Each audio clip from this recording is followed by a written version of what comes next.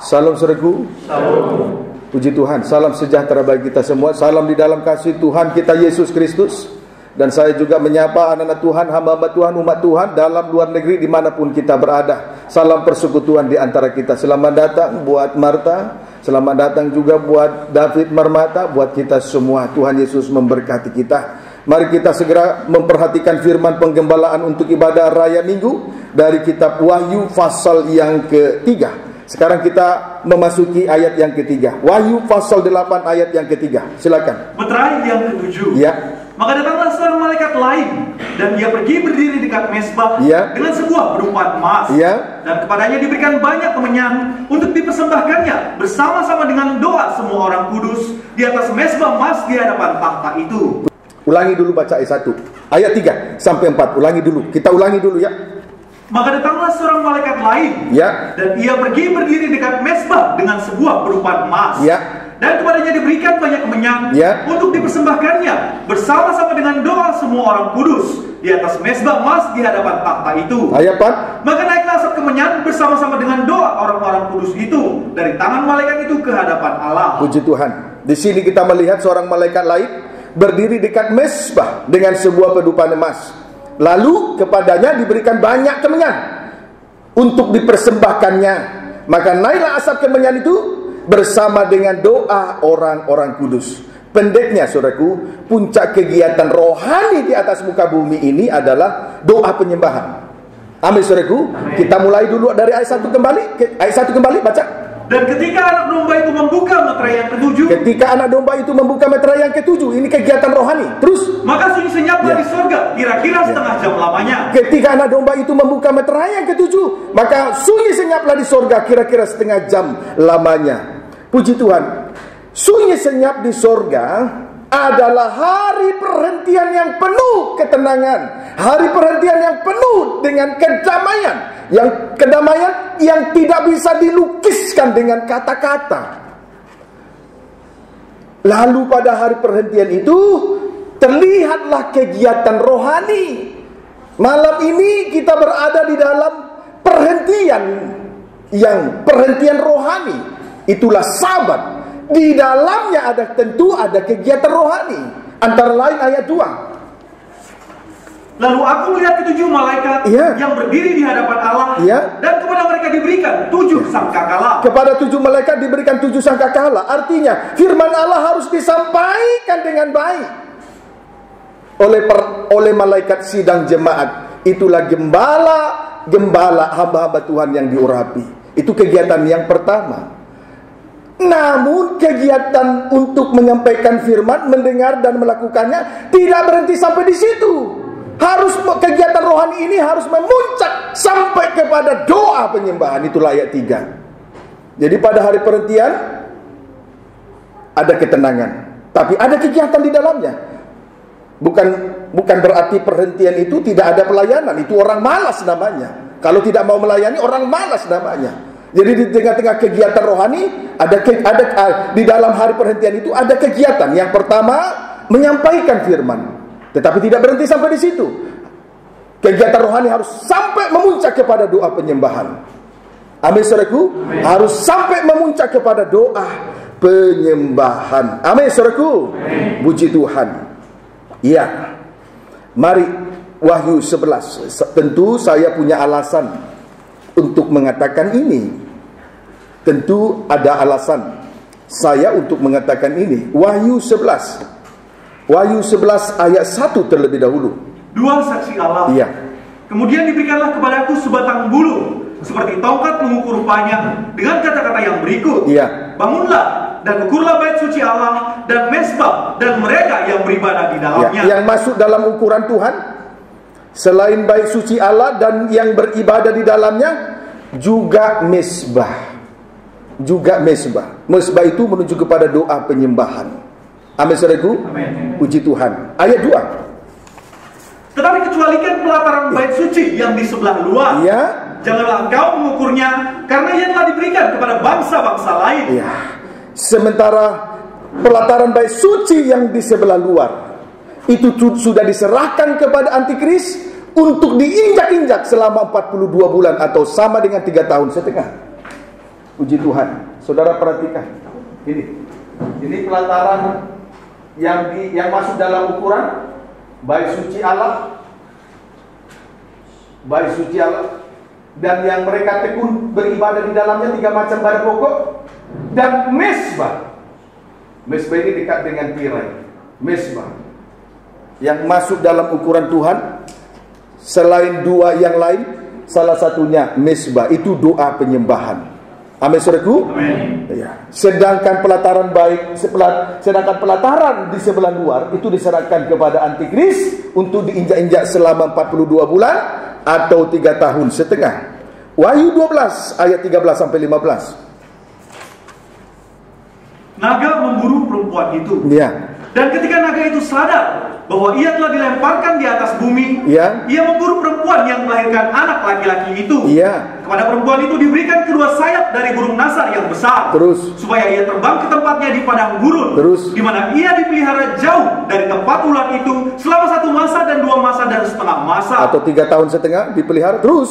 Lalu ular itu menyemburkan dari mulutnya air sebesar sungai ke arah perempuan itu, supaya ia dihanyutkan sungai itu. Puji Tuhan. Di sini kita melihat naga itu memburu perempuan yang melahirkan anak laki-laki itu.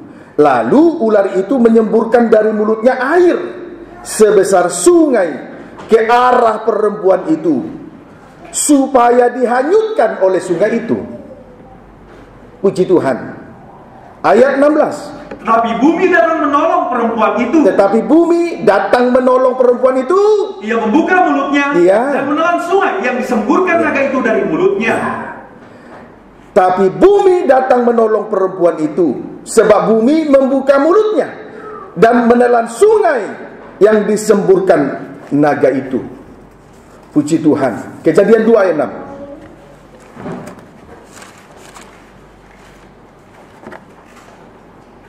Demikianlah firman Tuhan. Ya.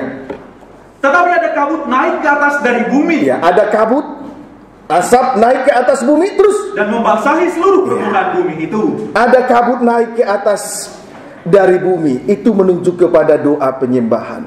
Jadi yang menolong gereja Tuhan yang sempurna itu adalah dari naga, dari air yang disemburkan oleh mulut naga sebesar sungai adalah doa penyembahan. Amin, saudaraku. Amin. Dari bumi naik kabut, awan, kabut. Itu menuju kepada doa penyembahan. Jadi yang menolong perempuan yang melahirkan anak laki-laki, itulah gereja sempurna, mempelai wanita Tuhan, adalah doa penyembahan. Bumi datang menolong dan membuka mulutnya, menelan air sebesar sungai yang disemburkan oleh naga tadi. Jadi yang menolong perempuan yang sempurna, gereja Tuhan yang sempurna adalah doa penyembahan. Amin, saudaraku. Puji Tuhan. Wahyu 12 ayat 17.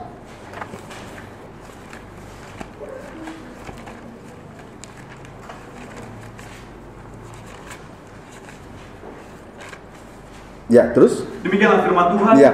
Maka marahlah naga itu kepada perempuan itu. Iya, terus coba ayat 16 ulangi. Tetapi bumi datang menolong perempuan itu. Bumi datang, itulah doa penyembahan.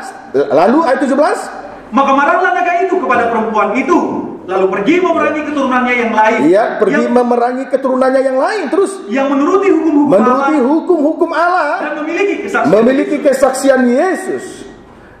Marahlah naga itu kepada perempuan itu, lalu memerangi keturunan yang lain yang hanya memiliki hukum-hukum Allah dan kesaksian, firman dan roh, tetapi tidak hidup di dalam doa penyembahan. Itu sasaran daripada ular tua naga merah padam.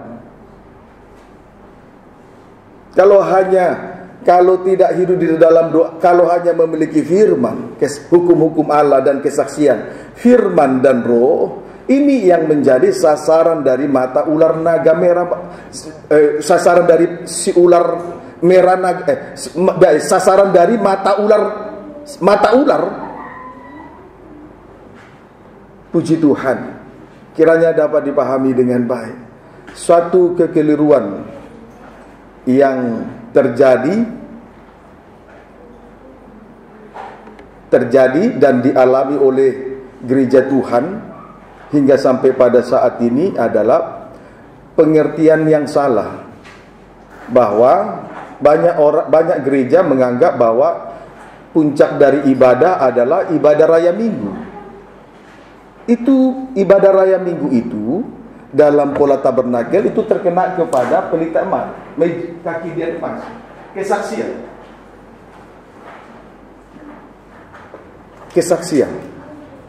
kesaksian ruh. Kalau hanya memiliki firman Allah dan kesaksian, menjadi terang kesaksian, tapi ibadahnya tidak memuncak kepada doa penyembahan, itu nanti yang menjadi sasaran dari mata ular. Perempuan yang melahirkan anak laki-laki tadi itu ditolong oleh bumi. Apa bumi? Setelah kita periksa di dalam Kejadian pasal 2 ayat 6, itu doa penyembahan. Karena dia tidak bisa memburu perempuan yang melahirkan anak laki-laki itu, dia marah. Dia buru keturunannya yang lain, yang hanya memiliki hukum-hukum Allah dan kesaksian, firman dan roh, tetapi ibadah kegiatan rohaninya tidak memuncak sampai kepada doa penyembahan. Itu sebabnya saya katakan tadi, suatu kekeliruan terjadi di dalam gereja Tuhan karena pengertian terbatas. Inilah tanggung jawab seorang gembala. Puji Tuhan. Maka 3 macam ibadah pokok itu bukan ibadah buatan tangan manusia. Ibadah pendalaman Alkitab, meja roti sajian ibadah pendalaman kita, pelita emas ibadah raya Minggu, mesbah lupa ibadah doa penyembahan. Itu bukan ibadah buatan tangan manusia. Itu ibadah yang turun dari surga, dari Allah. Tapi tidak ada kesempatan untuk menguraikan di situ. Puji Tuhan. Semoga dengan apa yang kita dapat dari lewat firman yang kita terima dari Tuhan bisa mengubah cara berpikir kita yang lama. Amin, saudaraku. Amin. Supaya kita beribadah bukan menurut aturan gerejawi, tapi menurut aturan dari surga, dari Tuhan, dari Allah. Kiranya dapat dipahami dengan baik. Puji Tuhan. Nah, itulah yang menjadi sasaran dari si ular tua naga merah padam. Hanya memiliki hukum-hukum, itulah firman, dan kesaksian, itulah roh. Tetapi kegiatan rohaninya tidak memuncak sampai kepada doa penyembahan. Puji Tuhan. Ada yang tidak boleh kita lewatkan di sini. Baca dulu ayat 5. Ada yang tidak boleh kita lewatkan di sini. Ayat 15 baca. Lalu ular itu menyemburkan dari mulutnya air sebesar sungai. Iya, menyemburkan dari mulutnya air sebesar sungai. Terus ke arah perempuan itu, supaya ia dihanyutkan sungai itu. Ular itu menyemburkan dari mulutnya air sebesar sungai. Tujuannya untuk menghanyutkan, sehingga menghanyutkan perempuan itu, sehingga terbawa arus yang kuat. Itu tujuannya, untuk menghanyutkan atau terbawa arus yang kuat. Puji Tuhan.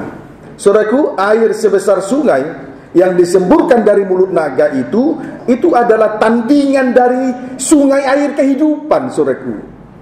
Itu tandingan dari sungai air kehidupan. Wahyu 22.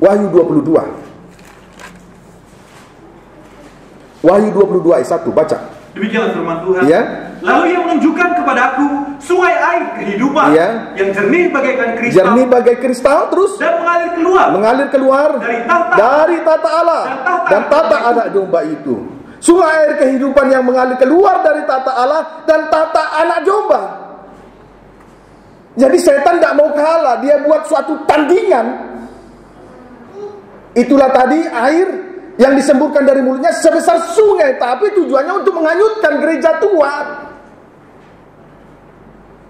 Nah, di Wahyu 22 ayat 1, di sini juga kita bisa melihat sungai air kehidupan yang mengalir keluar dari tata Allah dan tata anak domba.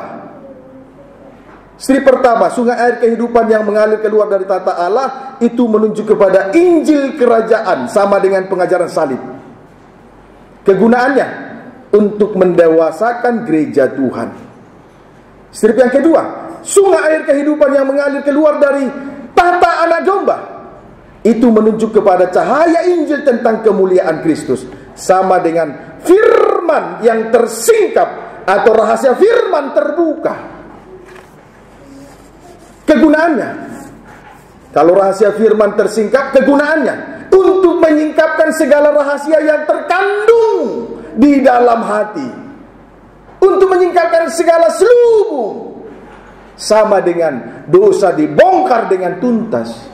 Itu sungai air kehidupan yang mengalir keluar dari tata anak domba, cahaya Injil. Sedangkan sungai air kehidupan yang mengalir keluar dari tata Allah, Injil kerajaan. Atau sama dengan pengajaran salib. Kegunaannya mendewasakan gereja Tuhan. Sedangkan air sebesar sungai yang disemburkan oleh mulut naga bukan untuk mendewasakan gereja Tuhan, bukan untuk menyingkapkan segala selubung, tetapi untuk menghanyutkan. Setan bukan setan namanya kalau dia tidak membuat suatu tandingan persamaan. Allah duduk di dalam kerajaan surga, ada sebuah tata. Setan juga di dalam Yesaya 14 juga ingin menyamai tata Allah. Bukan setan namanya kalau dia tidak menyamai Allah dengan segala sesuatu yang ada di dalam kerajaan surga. Amin, saudaraku. Puji Tuhan. Kiranya dapat dipahami dengan baik. Saudaraku, jadi sungai air kehidupan yang mengalir keluar dari tata Allah, mengalir keluar dari tata anak domba, kegunaannya begitu positif, bukan menghanyutkan. Sebab keadaan dari sungai air kehidupan itu tadi sudah dibaca, coba baca lagi. Lalu yang menunjukkan kepadaku sungai air kehidupan yang jernih. Terima kasih. Begitu positif. Sebab keadaan dari sungai air kehidupan itu jernih bagaikan kristal. Kristal sama dengan transparan, sama dengan luar dalam, sama dengan tampil apa adanya. Itu menunjuk kepada orang yang jujur, menunjuk kepada orang yang polos. Jujur dan polos selalu dipimpin oleh ketulusan hatinya. Jadi kontradiksi dengan sungai air yang sebesar sungai keluar dari mulut naga. Kontradiksi dengan sungai air kehidupan yang mengalir keluar dari tata Allah dan tata anak domba.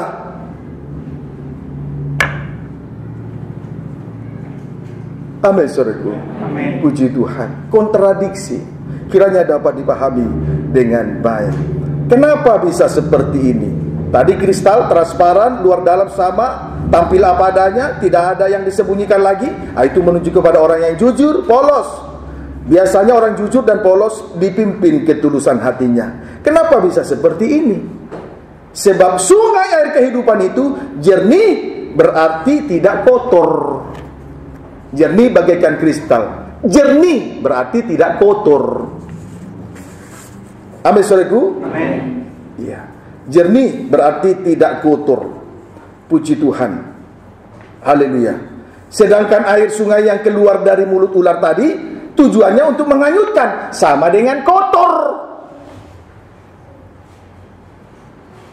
Apa itu yang kotor? Firman yang ditambahkan dan dikurangkan itu kotor, tidak jernih.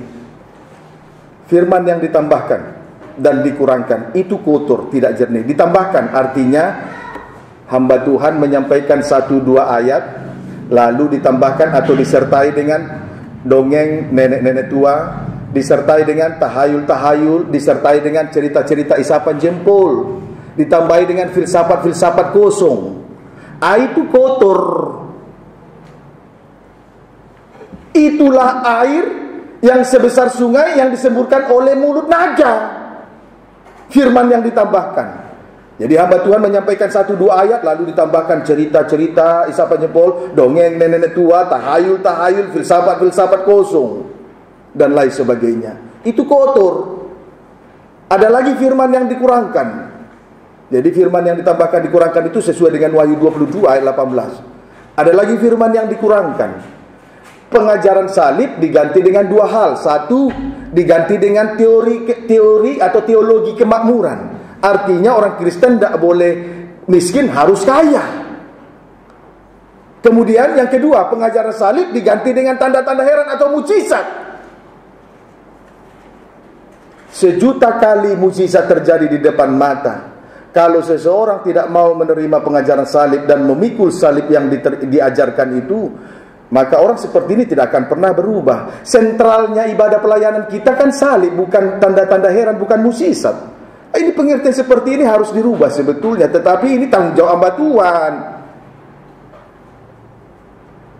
Inilah sungai air sebesar sungai yang disemburkan oleh mulut naga, ditambahkan dan dikurangkan, kotor, tidak jernih. Amin, saudaraku. Kiranya dapat dipahami dengan baik. Haleluya. Pertanyaannya, siapakah orang yang dapat dihanyutkan? Jawabnya, gereja Tuhan di mana kegiatan rohaninya tidak memuncak sampai kepada doa penyembahan. Tadi kita sudah baca, hanya memiliki hukum-hukum dan kesaksian, firman dan Roh Kudus. Puji Tuhan. Amin, saudaraku. Matius pasal 4 ayat 4 sampai 7. Di sini tidak ada cerita sapan jempol ya. Ayat menjelaskan ayat.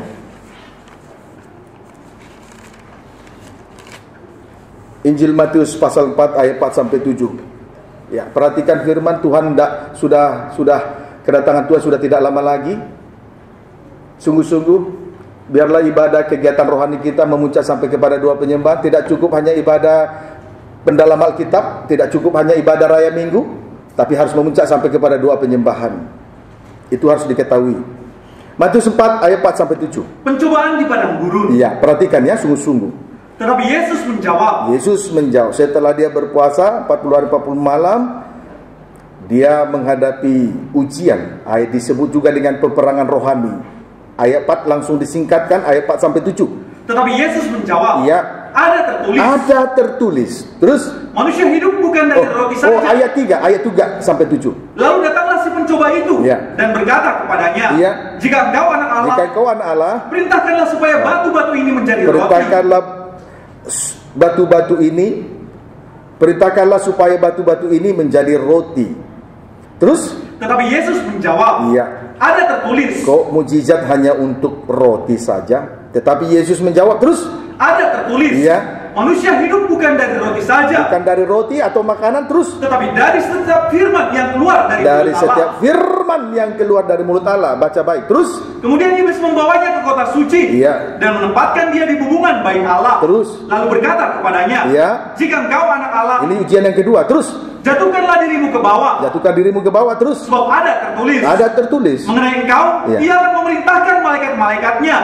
Dan mereka akan menatang engkau di atas tangannya, supaya kakimu jangan terantuk kepada batu. Ayat 7. Yesus berkata kepadanya, ada pula tertulis, janganlah engkau mencobai Tuhan Allahmu. Terima kasih.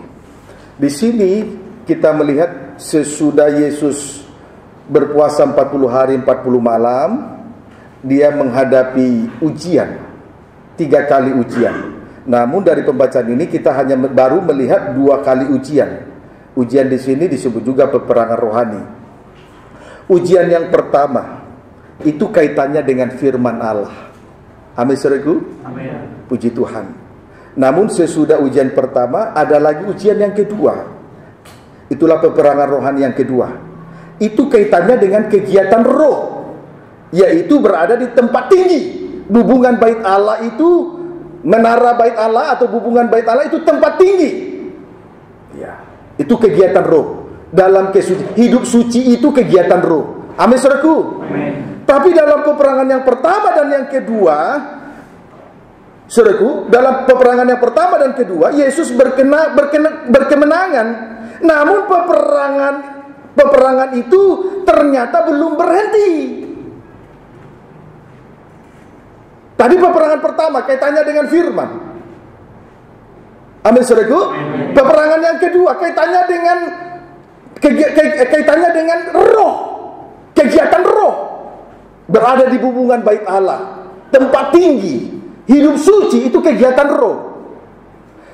Tetapi sekalipun Yesus berkemenangan dengan dua peperangan ini, peperangan belum berhenti. Peperangan belum berhenti. Baca sekarang 9 sampai 11. Dan berkata kepadanya, iya, semua itu akan kuberikan kepadamu. Ayat 8 maksud saya berarti ya. Dan iblis membawanya pula ke atas gunung yang sangat tinggi. Kemudian peperangan yang ketiga, iblis membawa Yesus ke atas gunung yang sangat tinggi terus. Dan memperlihatkan kepadanya semua kerajaan Dia dunia. memperlihatkan kerajaan dunia dengan kemegahannya, segala sesuatu yang ada dalamnya, luar biasa. Wow, itu daya tarik yang luar biasa. Terus, dan berkata kepadanya, daya tarik bumi. Kerajaan dunia dan dengan kemegahannya itu daya tarik bumi, magnet bumi. Terus, dan berkata kepadanya, iya, semua itu akan kuberikan kepadamu. Semua segala perkara lahiriah kuberikan kepadamu. Jika kau sujud menyembah aku. Sujud menyembah aku. Terus, maka berkatalah Yesus kepadanya, Inyalah iblis. Sebab ada tertulis, engkau harus menyembah Tuhan Allahmu, dan hanya kepada Dia sajalah engkau berbakti. Terus, lalu iblis meninggalkan dia, dan lihatlah malaikat-malaikat datang. Namun setelah berbicara doa penyembahan, barulah iblis meninggalkan Yesus. Pendeknya, lewat doa penyembahan, iblis dikalahkan. Kalau hanya memiliki firman, hanya memiliki kesaksian, memiliki hukum dan kesaksian, masih berlanjut peperangan. Bisa bertahan tidak sampai Tuhan datang nanti.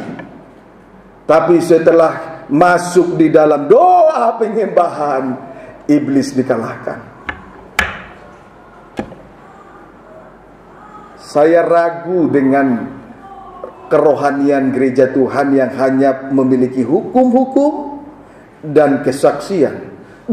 Bisa tidak bertahan menghadapi aniaya antikris, tidak makan, tidak minum? Sedangkan berpuasa 2 hari saja sudah setengah mati. Akhirnya mau tidak mau, ya udah deh, kasih saja cap materai 666 di tangan, 666 di dahi.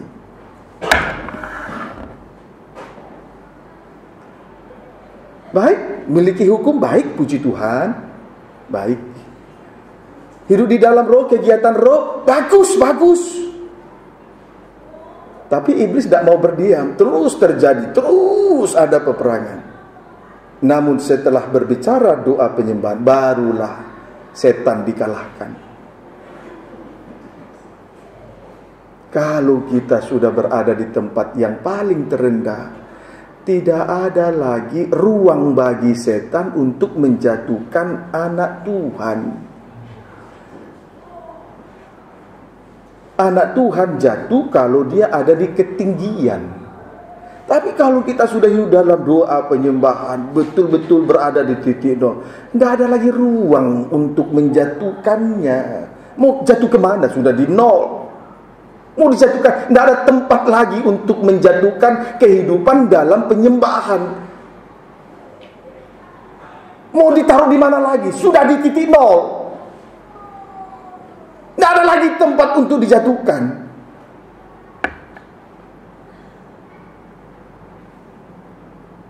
Amin, saudaraku. Kiranya dapat dipahami dengan baik.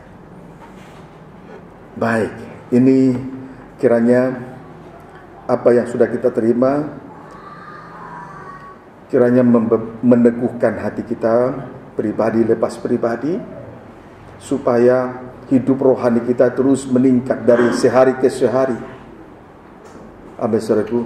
Karena kedatangan Tuhan sudah tidak lama lagi. Longsor terjadi mana-mana, gunung digeser, laut bergelora, badai di mana-mana. Bisakah kita melewati situasi semacam ini dengan, hai badai, uangku 1 miliar minggir. Hai gunung, jangan longsor rumah saya, uangku 1. Tidak bisa. Tidak bisa.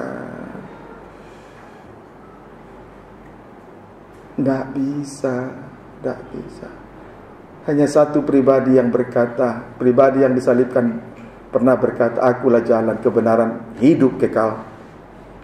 Harta, kekayaan, uang, kedudukan, jabatan, ijazah yang tinggi tidak pernah berkata, akulah jalan, akulah kebenaran, akulah hidup kekal di surga. Tidak ada. Tidak pernah. Justru karena perkara itu membuat kita jauh dari Tuhan. Apalagi kalau tidak bisa mengendalikan semua perkara itu.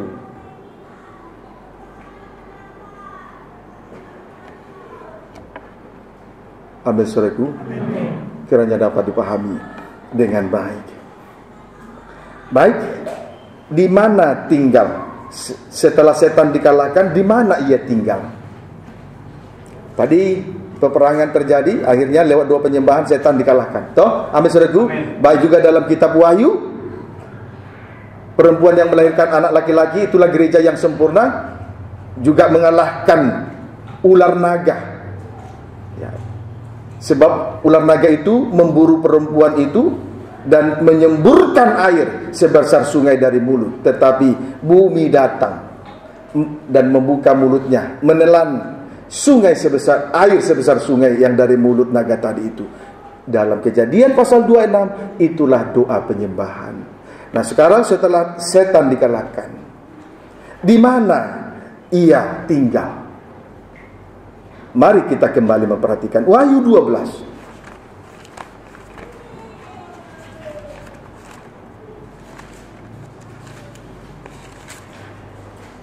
Biasanya kalau nonton sinetron sabar-sabar, kalau apalagi nonton India sabar-sabar menunggu. Firman Tuhan harus sabar-sabar ya. Amin, saudaraku. Jangan kalau sinetron ditunggu. Kalau episode yang selanjutnya apa ini? Itu lakonnya, pemeran utamanya mati apa hidup?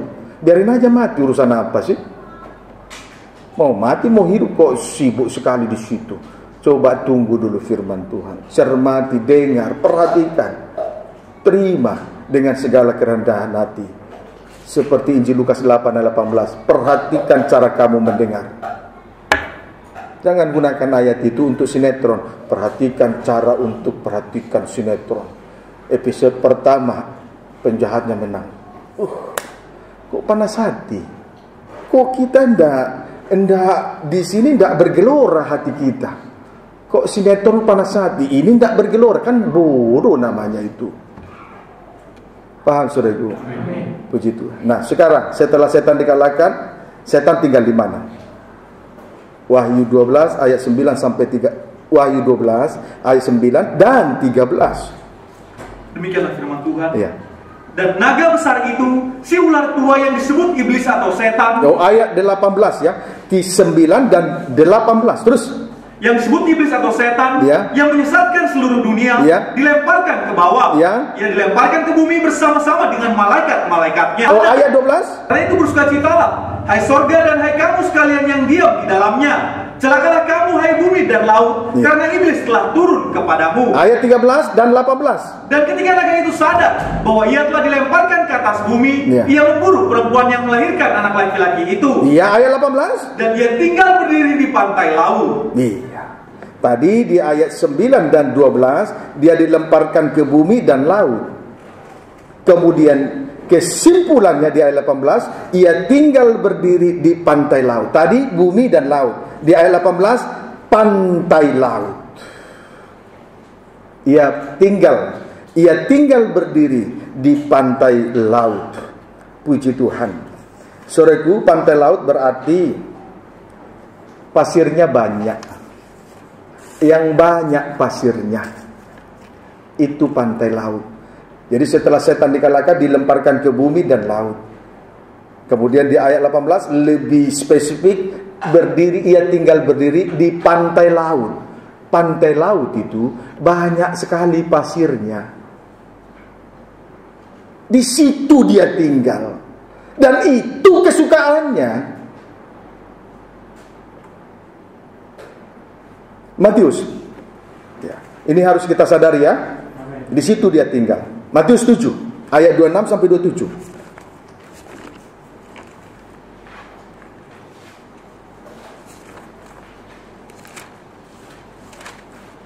Baca. Matius 7 ayat 26 sampai 27. Baca judulnya. Dua macam dasar. 24, 25, dasar bangunan yang pertama terbuat dari batu penjuru, itulah korban Kristus. Gunung batu, itulah pribadi Yesus yang disalibkan atau korban Kristus. Sekarang 26 sampai 27. Tetapi setiap orang yang mendengar perkataanku ini, dengar firman malam ini ya. Terus dan tidak melakukannya, tapi tidak melakukan. Terus Ia sama dengan orang yang bodoh. Itu orang bodoh namanya. Terus yang mendirikan rumahnya di atas pasir. Apa buktinya dia bodoh? Mendirikan rumahnya di atas pasir. Terus kemudian turunlah hujan. Datanglah banjir. Lalu angin melanda rumah itu. Sehingga rubuhlah rumah itu dan hebatlah kerusakannya. Rumah yang dibangun di atas pasir tidak tahan terhadap ujian. Pasir itu menunjuk kepada kedagingan. Jadi di sini ada dua macam dasar bangunan. Yang pertama terbuat dari batu. Itu menuju kepada korban Kristus, ayat 24-25. Sedangkan 26 sampai 27 dasar bangunan yang kedua terbuat dari pasir. Maka rumah yang dibangun di atas pasir tidak tahan terhadap ujian. Sebab pasir itu menuju kepada kedagingan manusia. Ada 3 jenis ujian. 1, turunlah hujan. 2, datanglah banjir. 3, angin melanda rumah itu. Mari kita ikuti satu persatu. Tentang turunlah hujan. Ini menunjuk kepada ujian yang datang dari atas. Ini ujian yang dari atas, yaitu penghulu di udara atau roh-roh jahat di udara dengan segala tipu muslihatnya. Itu ujian yang dari atas. Tipu muslihat dari penghulu di udara. Penghulu dunia yang gelap, itulah roh-roh jahat di udara dengan segala tipu muslihatnya. Puji Tuhan, perlu untuk diketahui, perjuangan kita bukan melawan darah daging, bukan melawan manusia, bukan melawan sesama, melainkan penghulu dunia yang gelap, roh-roh jahat di udara dengan segala tipu muslihatnya. Itu telah dibuktikan oleh pribadi Yesus. Dia disalibkan bukan karena kejahatan, dia mati di atas kayu salib bukan karena dosa. Bahkan berada di 3 pengadilan. Tidak, ketika dia berada di pengadilan yang pertama, Imam Besar Kayafas, di situ tidak ditemukan kesalahan. Sekalipun ada saksi palsu, tapi kesaksian mereka tidak kuat sebab tidak ada bukti. Kemudian di hadapan Pilatus, pengadilan di hadapan yang kedua, di hadapan Pilatus, di situ juga diselidiki kesalahannya. Tidak ada kesalahan. Kemudian di pengadilan yang ketiga, Raja Herodes, juga Herodes berkata, tidak ada. Dia sendiri mengakui tidak ada kesalahannya. Itu sebabnya dia kembali lagi ke Pilatus. Bayangkan, ketika dia dituduh, difitnah, difitnah dengan tuduhan-tuduhan palsu, itu sangat menyakitkan sekali. Kemudian dia dianiaya, disiksa di situ, dipukul, diludahi, ditonjok, dipermainkan, dikasih jubah raja, lalu dipermainkan, lalu dipukul lagi dengan bulu. Tetapi Yesus tahu betul, perjuangan kita bukan melawan darah dan daging, tapi melawan penghulu dunia yang gelap dengan segala tipu muslihatnya. Itu sebabnya dia tidak terperangkap dengan tipu muslihat iblis setan. Dia hanya berdiam diri saja. Tapi di sini kita melihat rumah itu dibangun di atas dasar pasir, sehingga dia tidak kuat menghadapi ujian yang datang dari atas. Apa buktinya?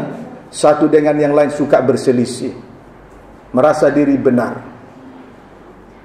Yesus, dia anak domba Allah. Ketika dia dibawa pembantaian, mulutnya tidak terbuka.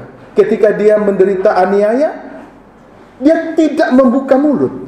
Apa tidak arti tidak membuka mulut? Tidak membela diri sekalipun benar.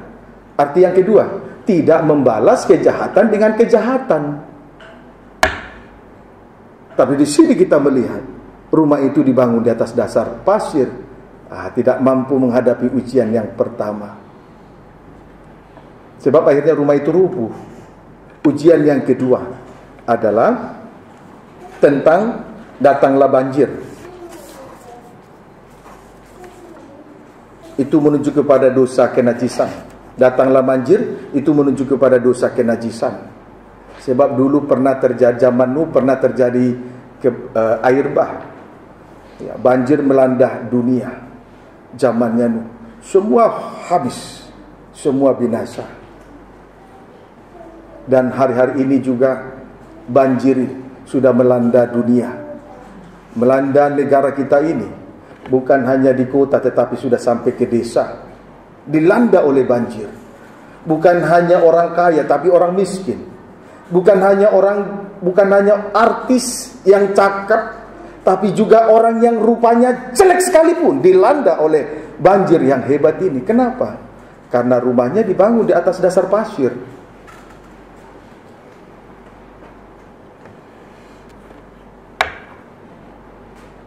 Jadi jelas ya, nyata ya, setelah dia dilemparkan dari surga ke bumi, ke laut, dan bahasa tepatnya pantai laut.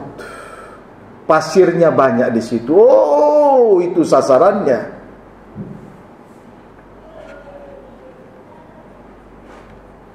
Puji Tuhan. Baru tentang yang ketiga, angin melanda rumah itu. Itu menunjuk kepada angin pengajaran palsu. Lihat dulu Efesus 4. Kita lihat rumah yang dirubuhkan oleh angin pengajaran palsu ini. Efesus pasal 4.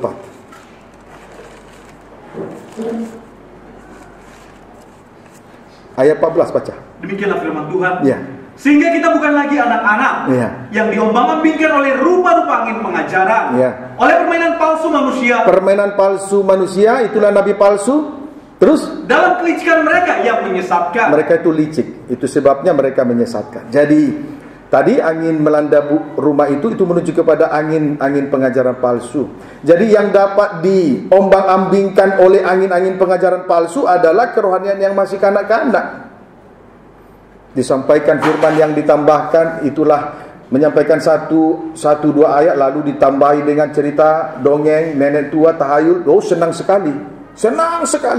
Tapi yang disampaikan pengajaran salib ditolak.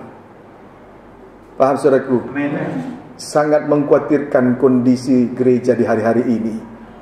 Tapi memang itu terjadi karena kelicikan dari nabi palsu. Kalau tidak seperti itu, nanti jiwa tidak bertambah-tambah. Terpaksalah keluar jurus-jurus kelicikan.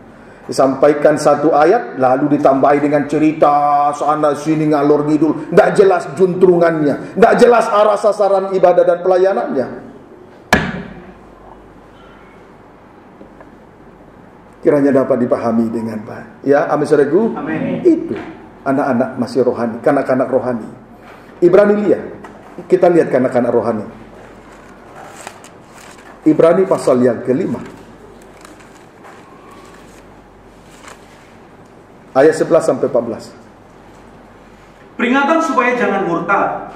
Tentang hal itu banyak yang harus kami katakan, tetapi yang sukar untuk dijelaskan, karena kamu telah lamban dalam hal mendengarkan. Lamban mendengar, tidak cepat tanggap, tidak dengar-dengaran. Terus, sebab sekalipun kamu, akhirnya ayat 12, sekalipun kamu ditinjau dari sudut waktu. Oh, waktunya sudah lama jadi orang Kristen. Terus, sudah seharusnya menjadi pengajar. Ya, pengajar itu bukan berarti harus berkhotbah di mimbar, tapi sudah menjadi surat pujian, surat Kristus yang dapat dibaca, dikenal, kitab yang tertulis. Terus, kamu masih perlu lagi diajarkan asas-asas pokok dari kenyataan Allah. Asas dasar dari pernyataan Allah. Terus, dan kamu masih memerlukan susu. Bukan makanan keras, bukan pengajaran salib. Terus, sebab barang siapa memerlukan susu, dia tidak memahami ajaran tentang kebenaran. Tidak tahu tentang kebenaran yang sejati. Kebenaran yang sejati terletak pada salib. Di luar salib tidak ada lagi kebenaran. Terus, sebab ia adalah anak kecil. Ya, anak kecil. Terus, tetapi makanan keras adalah untuk orang-orang dewasa. Untuk orang dewasa, dibutuhkan orang dewasa rohani. Terus, yang karena mempunyai panca indera yang terlatih, untuk membedakan yang baik daripada yang jahat. Puji Tuhan. Saudaraku, yang memerlukan susu, bukan makanan keras, adalah kanak-kanak kerohanian yang masih kanak-kanak.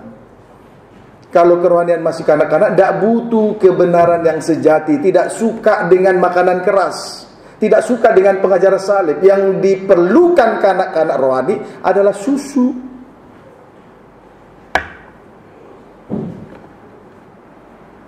Nah, kalau kanak-kanak dirayu, ya terjatuhlah dalam berbagai dosa. Bagaikan angin-angin pengajaran palsu tadi. Langsung gelepak-gelepak. Disampaikan firman ditambahkan, firman dikurangkan. Gelepak-gelepak.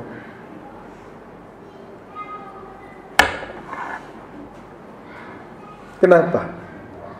Karena Kanak-kanak rohani masih memerlukan susu, bukan makanan keras. Kalau makanan keras itu koreksi dosa toh. Dosa dikoreksi. Hati disalib terus. Puji Tuhan. Lihat ya, ciri daripada kanak-kanak rohani selain memerlukan susu, tidak suka dengan makanan keras, pengajaran salib, tidak suka dikoreksi dosanya. Tidak. Tapi yang lucu-lucu iya.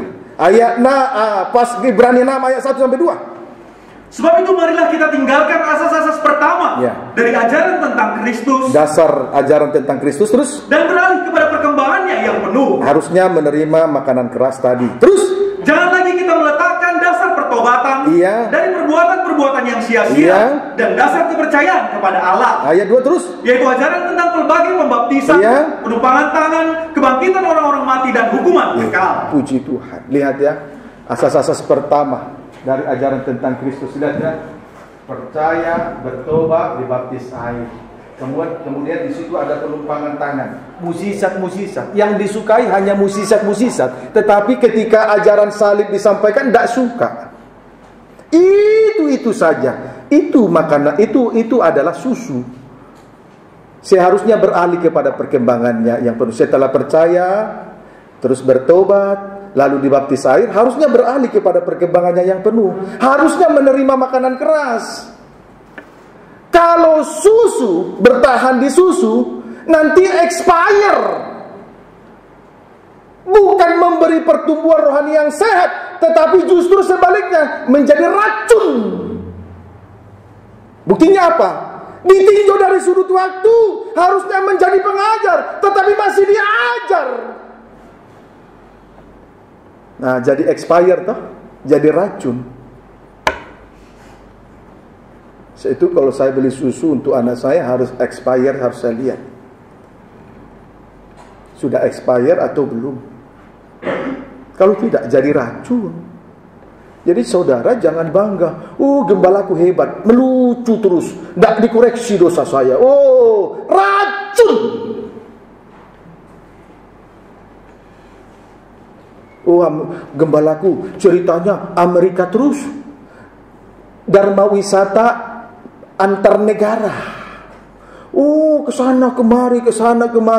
Tapi salib tidak disampaikan. Racun.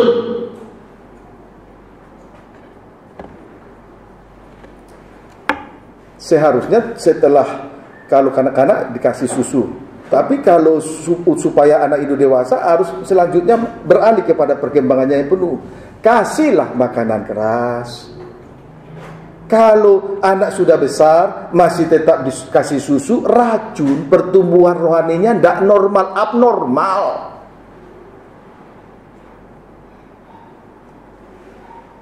Amin, saudaraku. Puji Tuhan. Kiranya dapat dipahami dengan baik. Haleluya. Sekarang kita sudah lihat, sekalipun setan telah dilemparkan, tidak ada lagi tempat bagi dia di sorga, sebab dia sudah dilemparkan ke bumi dan ke laut. Pendeknya pantai laut, pasirnya banyak. Inilah yang menjadi sasaran empuk daripada setan, ular tua naga merah padam. Pasir itu daging dengan segala tabiatnya. Maka anak Tuhan yang sudah berada di dalam kegiatan roh, tapi masih dalam tabiat-tabiat daging, hati-hati, itu sasaran empuk dari iblis atau setan. Memang dia tidak ada lagi tempat di surga, sebab dia sudah dilemparkan ke bumi, ke laut. Pendeknya pantai laut yang pasirnya banyak. Memang sudah tidak ada tempat, tetapi dia masih berdiri di pantai laut, pasirnya banyak.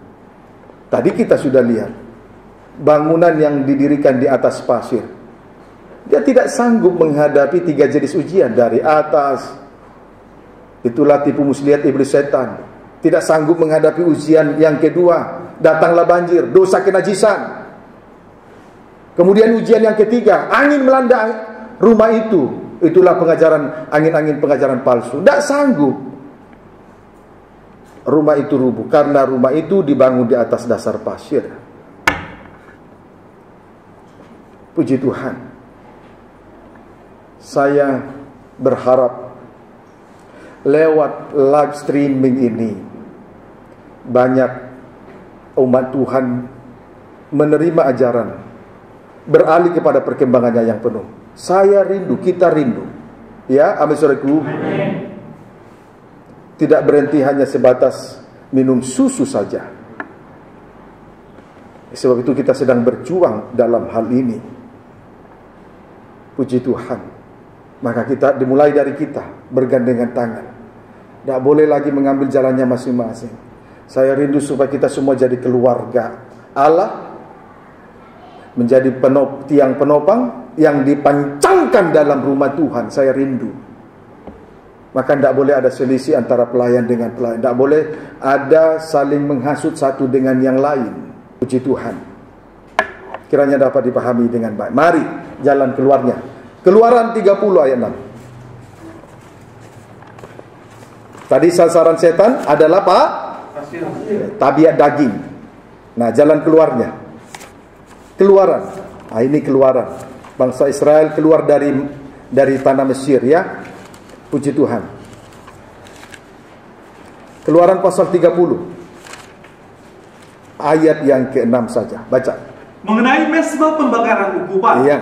Haruslah kau taruh tempat pembakaran itu di depan tabir penutup tabut hukum. Iya. Di depan tutup pendamaian yang di atas loh hukum. Iya. Di mana aku akan bertemu dengan engkau. Iya. Kedudukan mezbah dupa. Kedudukan dari mezbah dupa dekat dengan tabir atau tirai penutup tabut hukum. Ini kedudukannya lebih dekat dengan tirai atau tabir penutup tabut hukum, tabut perjanjian. Sedangkan meja roti dan pelita ada di sini, di bawah. Nah, mezbah dupa dekat dengan tabir, kedudukannya dekat dengan tirai atau tabir penutup tabut perjanjian. Sudah dekat dengan tirai atau tabir. Itu kedudukan daripada mezbah dupa, pembakaran ukupan. Ya, tabir garis miring tirai itu adalah bayangan daripada daging. Jadi tabir, tirai, coba 3 dimensi. Nah ini, nanti akhirnya 3 dimensi. Ini tabir. Coba ke Dena tadi. Ini sudah bisa bayangkan ya. Inilah tabir. Di sini ditopang oleh 4 tiang. Dekat. Jadi mezbah dupa itu dekat dengan tabir. Itu kedudukan daripada mezbah dupa. Tabir atau tirai itu adalah bayangan daripada daging manusia. Daging atau manusia. Matius pasal 27. Matius 27. Kita belajar kepada firman. Kita lihat jalan keluarnya. Matius pasal 27 ayat 50 sampai 51. Baca. Yesus mati. Yesus mati. Terus? Yesus berseru pula dengan suara nyaring. Iya. Lalu menyerahkan nyawanya. Menyerahkan nyawanya. 51. Dan lihatlah tabir bait suci terbelah dua, ya. Dari atas sampai ke bawah. Tabir bait suci terbelah dua dari atas sampai ke bawah. Terus dan terjadilah gempa bumi, ya. Dan bukit-bukit batu terbelah, ya. Puji Tuhan. Ketika Yesus mati di atas kayu salib, ketika Yesus menyerahkan nyawanya di atas kayu salib, maka robeklah tirai dan bebaslah jalan menuju tabut hukum. Bebaslah jalan menuju tata Allah. Coba lihat. Setelah Yesus menyerahkan nyawanya di atas kayu salib, maka tabir bait suci Allah terbelah dua dari atas sampai ke bawah. Saudara bisa melihat ini? Tabir ini sudah terbelah dua dari atas sampai ke bawah. Setelah Yesus menyerahkan nyawanya, tabir bait suci terbelah dua dari atas sampai ke bawah. Ini perobekan daging dengan sempurna. Kadang-kadang daging hanya sebagian daging yang robek. Tangannya tidak lagi mencuri 1/10, tapi kakinya liar sana sini. Nah, Kalau ini kan perobekan dagingnya dari atas sampai ke bawah. Ini perobekan daging sempurna. Penyalipan daging dengan sempurna dari atas sampai ke bawah. Nama saudaraku, puji Tuhan. Atau kakinya ke gereja, rumah Tuhan, tapi tangannya mencuri miliknya Tuhan. Belum mengalami perobekan daging. Tapi kita lihat setelah Yesus menyerahkan nyawanya di atas kayu salib, tabir bayi suci terbelah dua dari atas sampai ke bawah. Perobekan daging dengan sempurna. Pendeknya, terbukalah jalan untuk menuju ke tabut perjanjian. Terbukalah jalan untuk menuju tabut perjanjian. Pendeknya sama dengan terbukalah jalan untuk masuk ke dalam kerajaan sorga.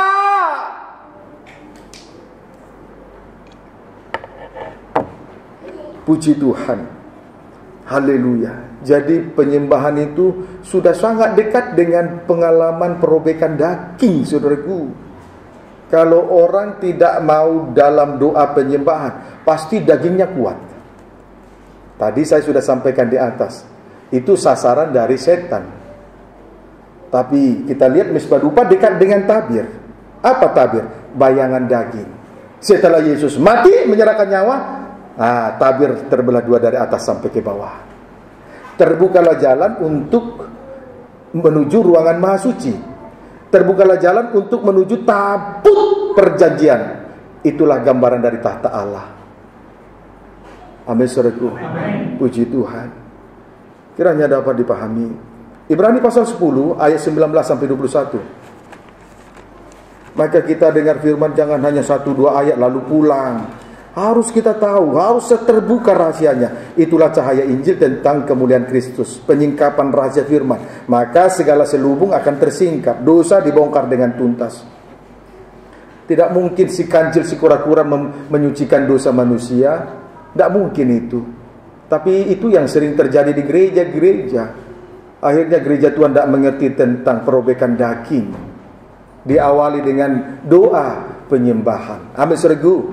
Dekat dengan perobekan daging. Ibrani pasal yang ke-10 ayat 19 sampai 21. Ketekunan. Jadi saudara-saudara, oleh darah Yesus, kita sekarang penuh keberanian. Darah salib, Yesus disalibkan, darahnya tercurah, dia sampai mati di atas kayu salib. Terus dapat masuk ke dalam tempat kudus. Terus karena ia telah membuka jalan yang baru. Ia telah membuka jalan yang baru dan yang hidup bagi kita. Melalui tabir. Dirinya sendiri. Yesus telah mengalami perobekan daging. Maka terbukalah jalan untuk masuk ke dalam kerajaan surga. Amin, saudaraku. Yesus telah mengalami perobekan daging. Satu kali si Rut baru datang ke sini. Dia sudah jadi orang Kristen, bahkan karismatik. Dia berkata, apakah mungkin saya bisa sempurna? Saya jawab, manusia tidak ada yang sempurna, tapi tidak ada yang mustahil kita masuk dalam kerajaan surga. Asal kita ikuti cara ini.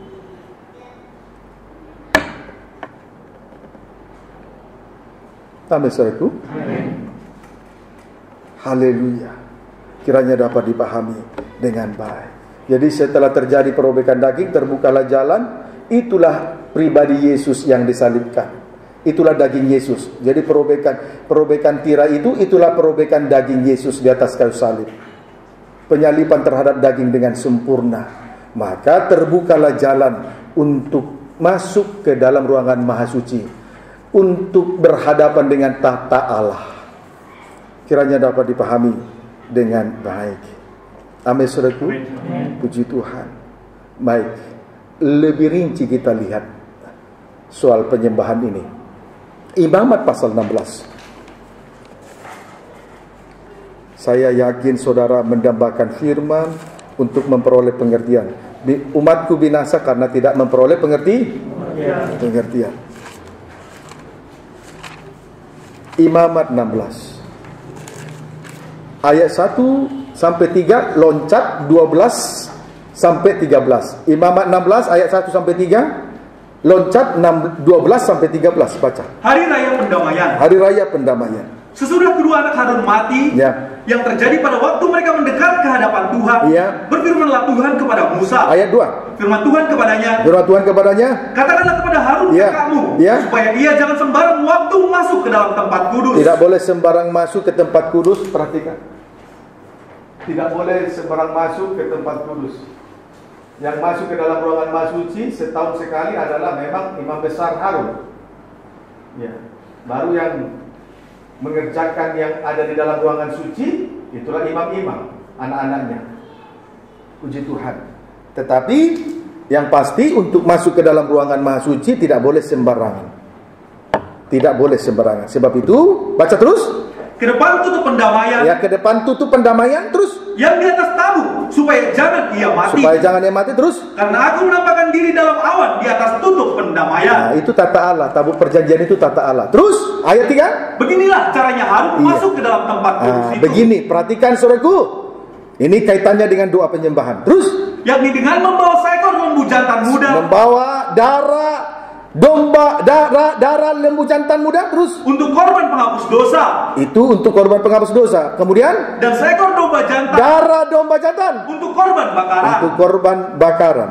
Baru loncatlah 12-13. Dan dia harus mengambil perbarang berisi penuh bara api dari atas mezbah yang di hadapan Tuhan. Yang di hadapan Tuhan. Terus, serta serangkum penuh ukupan dari wangi-wangian yang digiling sampai halus. Terus, lalu membawanya masuk ke belakang tabir. Sampai dibawa masuk sampai ke belakang tabir. Terus, kemudian dia harus meletakkan ukupan itu di atas api yang di hadapan Tuhan. Yang di hadapan Tuhan. Terus, sehingga asap ukupan itu menutupi tutup pendamaian. Terus, yang di atas hukum Allah, supaya ia jangan mati. Perhatikan dari apa yang sudah kita baca. Sekali setahun imam besar harus masuk ke dalam ruangan Maha Suci untuk mengadakan pendamaian dosa, memperdamaikan dosanya sendiri dan memperdamaikan dosa umatnya. Sekali setahun. Tetapi Yesus telah melakukan itu hanya satu kali. Nah, Yesus Kristus adalah imam besar. Ia telah memperdamaikan dosa kita satu kali di atas kayu salib. Pada saat ia masuk ke dalam ruangan Maha Kudus, harus membawa 2 cawan. 1 cawan berisi darah lembu jantan muda dan darah domba jantan. Lalu mengadakan 7 kali percikan di atas tabut tutup pendamaian dan 7 kali percikan. Ini ada merah ini. 7 kali percikan di depan tabut perjanjian untuk memperdamaikan dosa umatnya. Kemudian cawan yang kedua berisi ukupan. Itulah doa penyembahan. Amin, saudaraku. Itulah doa penyembahan. Berarti doa penyembahan ini betul-betul disertai dengan pengorbanan. Lebih rinci dulu baca ayat yang ke-13.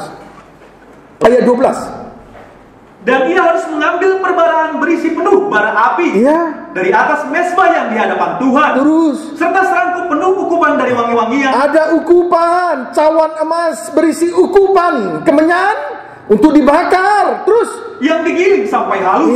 Lalu membawanya masuk ke belakang tabir. Lihat ukupan itu. Sudah digiling sampai halus. Jadi doa penyembahan itu berfungsi untuk menghancurkan keinginan daging kita semua. Jadi penyembahan itu disertai dengan pengorbanan. Juga doa penyembahan itu berfungsi untuk menggiling, menghancurkan segala tabiat daging. Amin, saudaraku. Kiranya dapat dipahami dengan baik, digiling sampai halus. Jadi doa penyembahan jadilah ukupan. Berarti doa penyembahan itu untuk menghancurkan segala tabiat daging. Daging tidak punya keinginan lagi, sudah halus, tidak punya keinginan lagi, sudah halus, tidak ada lagi bentuknya, tidak ada lagi keinginannya. Amin, saudaraku. Puji Tuhan. Itulah ukupan yang dibakar. Nanti asapnya naik di hadirat Tuhan. Itulah doa penyembahan yang berbau harum. Daging tidak punya keinginan lagi, sebab daging sudah digiling, sudah dihancurkan keinginannya. Keinginan daging itu sudah tidak berbentuk lagi.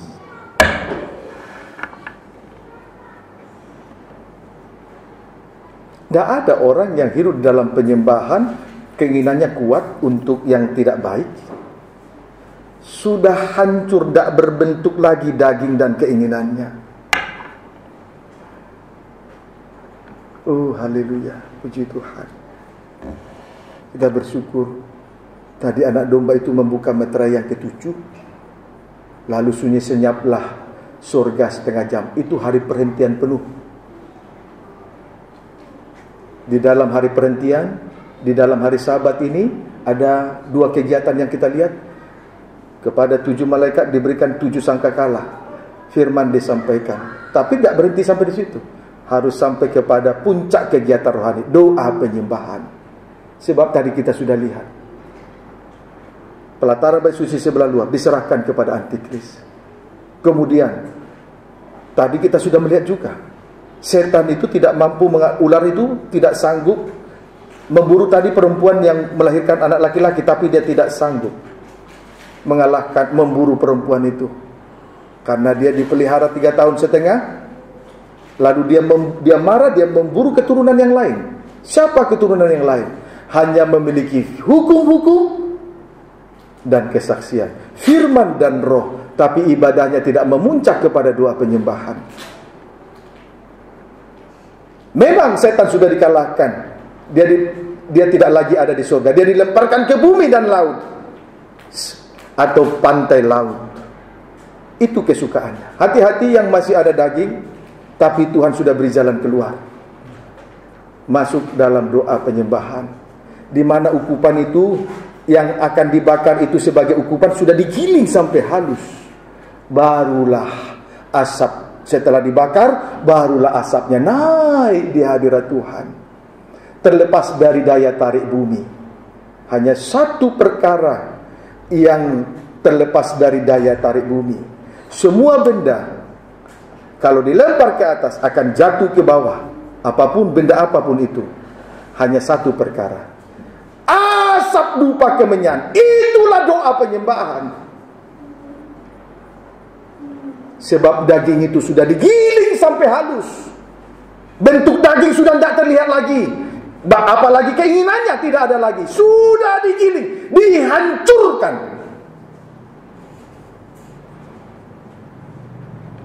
Amin, saudaraku.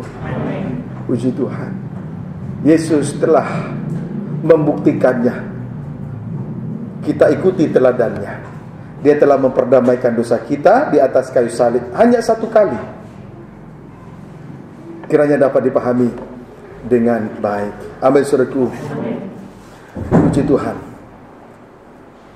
Jadi sekali lagi, ukupan yang digiling halus artinya doa penyembahan adalah penghukuman atau penghancuran terhadap tabiat-tabiat daging. Daging dengan tabiatnya. Wahyu 8 ayat 3.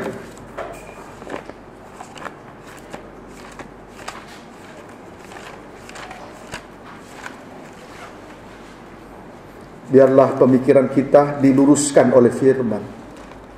Wahyu 8 ayat 3. Baca. Demikianlah firman Tuhan. Ya.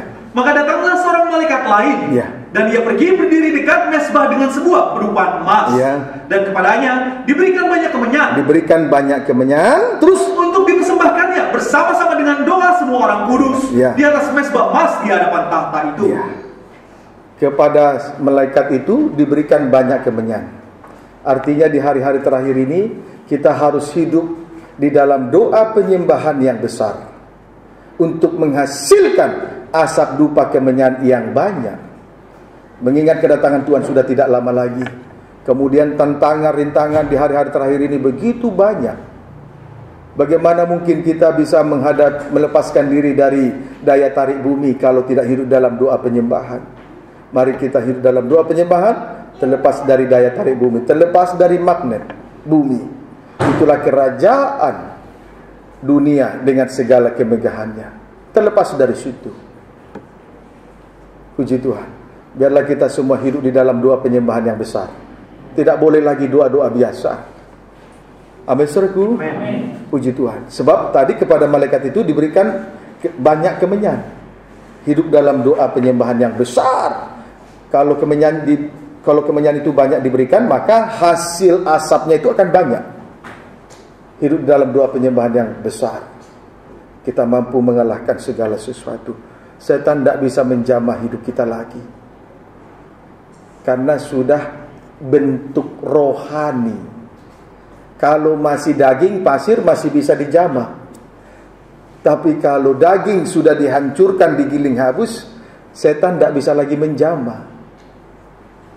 Amin, saudaraku. Setan tidak bisa lagi menjamah, karena sudah digiling halus. Tapi kalau masih ada bentuk daging, dia bisa uji terus. Sekalipun daging itu ada firman, sekalipun daging manusia itu ada roh Tuhan. Tapi ketika daging itu sudah digiling halus, tidak ada lagi bentuknya, tidak ada lagi keinginannya, setan tidak bisa menjamah lagi.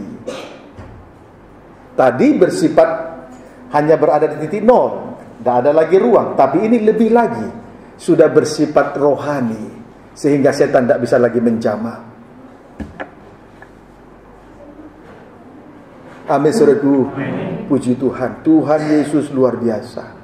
Tuhan baik kepada kita. Kalau Tuhan tidak kasih pengertian semacam ini, kita hanya terbuai dengan firman yang ditambahkan, dikurangkan. Kita pikir kita sudah rohani, tapi ternyata setelah berkaca kepada firman, masih jauh dari apa yang Tuhan mau. Amin, saudaraku. Puji Tuhan. Baik. Wahyu 15 ayat 2 dan 3, ayat-ayat terakhir ya. Saya telah menyampaikan firman 1 jam setengah. Saudara bisa duduk diam tenang, itu kemurahan Tuhan ya. Ya, kemurahan Tuhan. Kalau duduk diam tenang nonton sinetron, bukan kemurahan itu. Bukan kemurahan. Tapi duduk diam dengar firman sesuai dengan Injil Lukas 8 ayat 18a, perhatikan cara kamu mendengar, itu kemurahan. Supaya pengertian yang lama diluruskan. Wahyu 15 ayat 2 sampai 3. Boleh baca ayat 1. Nyanyian mereka yang menang. Ya. Dan aku melihat suatu tanda lain di langit, ya, besar dan ajaib. Ya. 7 malaikat dengan 7 malapetaka terakhir. Ya. Karena dengan itu berakhirlah murka Allah. 7 malapetaka terakhir. Kenapa disebut 7 malapetaka terakhir? Karena 7 malapetaka yang pertama itulah 7 materai. Tadi kita sudah lihat materai yang ke-7 sudah dibuka. Saya sudah sampaikan materai pertama, kedua, ketiga, 4, 5, dan materai ke-7 di Wahyu pasal 8. Setelah penghukuman 7 materai, kemudian lanjut penghukuman dari 7 sangkakala. Maka saudara harus terus setia tekun dengar mengikuti ibadah hari Minggu supaya tahu penghukuman 7 sangkakala. Setelah penghukuman 7 sangkakala, barulah 7 penghukuman 7 dari cawan murka Allah. Apa 7 cawan murka Allah itu? Itulah cawan emas yang tidak hidup di dalam doa penyembahan, maka dihukum oleh cawan murka Allah. Yang tidak mau dengar firman dihukum oleh 7 sangkakala. Jadi kalau tidak hargai firman, sangkakala, nanti pedang roh yang akan menghukum. Tidak menghargai kegiatan roh, maka terjadi penghukuman 7 materai. Tidak menghargai doa penyembahan, maka penghukuman dari 7 cawan murka Allah. Kalau tadi cawan emas itu berisi dengan ukuman, sehingga ketika dibakar asap dupa kemenyan naik berbau harum. Tetapi kalau tidak menghargainya, cawan murka Allah berbalik menjadi penghukuman.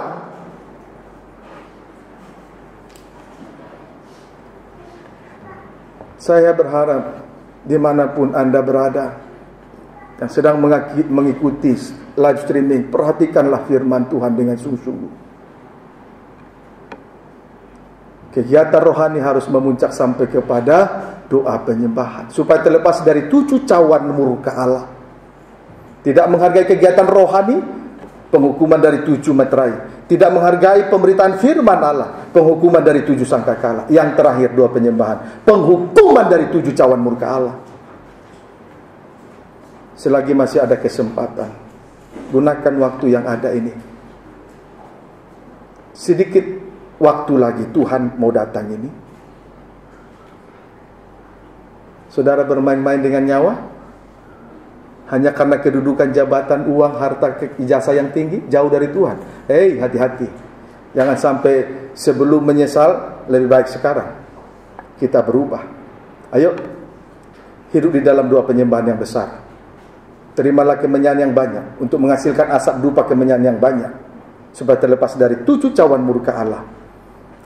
Terus, dan aku melihat sesuatu bagaikan lautan kaca bercampur api. Ya. Dan di tepi lautan kaca itu berdiri orang-orang yang telah mengalahkan binatang itu. Terus ini tepi laut, berarti pantai. Kok bisa dikalahkan? Tapi jangan berhenti dulu. Terus. Dan patungnya dan bilangan namanya. Ya, mengalahkan antikris dan patungnya dan bilangan namanya. Terus. Pada mereka ada kecapi Allah. Pada mereka ada kecapi Allah. Fungsinya, ayat 3. Dan mereka menyanyikan nyanyian Musa hamba Allah. Iya, terus. Dan nyanyian anak domba. Iya. Bunyinya. Iya. Besar dan ajaib segala pekerjaanmu. Iya. Ya Tuhan Allah yang maha kuasa. Iya. Adil dan benar segala jalanmu. Puji Tuhan. Jadi masing-masing malaikat itu memegang kecapi, satu kecapi. Lalu kemudian mereka menyanyikan nyanyian Musa. Ini menunjuk kepada suatu persekutuan yang indah. Nyanyian baru itu adalah persekutuan yang indah. Itu hasil dari persekutuan yang indah. Lewat doa penyembahan akan terjadi nyanyian baru. Logat ganjil, berbahasa roh, berbahasa lidah. Tidak ada orang yang mengerti selain orang itu sendiri dengan Tuhan. Jadi orang yang bernyanyian baru, berbahasa lidah, berbahasa roh, itu nyanyian baru. Hasil dari persekutuan yang indah antar seperti tubuh dengan kepala menyatu, lalu menghasilkan nyanyian baru lewat doa penyembahan. Amin, saudaraku. Terus ayat 5 sampai 8. 7 malaikat dengan ke-7 cawan murka Allah. Ya.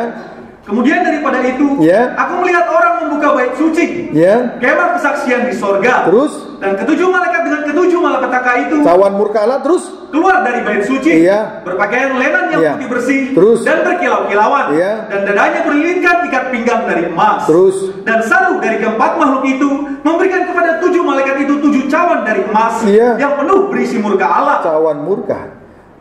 Kalau tidak menghargai, tidak mempersembahkan ukupan di dalam cawan emas, nanti berbalik menjadi cawan murka Allah. Terus, yaitu Allah yang hidup sampai selama-lamanya. Terus, dan bait suci itu dipenuhi asap karena kemuliaan Allah dan karena kuasanya. Dan seorang pun tidak dapat memasuki bait suci itu sebelum berakhir ke-7 malapetaka dari ke-7 malaikat itu. Puji Tuhan. Inilah yang harus kita hindari. Mari kita segera hidup di dalam doa penyembahan supaya terlepas dari 7 cawan murka Allah. Amin, saudaraku.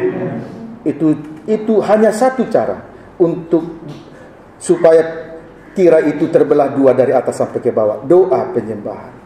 Ketika masuk dalam doa penyembahan, terjadi penghukuman terhadap daging. Penghukuman terhadap daging seperti ukupan yang digiling habis. Daging tidak berbentuk lagi. Maka otomatis tidak ada keinginan lagi. Itu doa penyembahan. Amin, saudaraku. Puji Tuhan. Tuhan Yesus memberkati kita semua.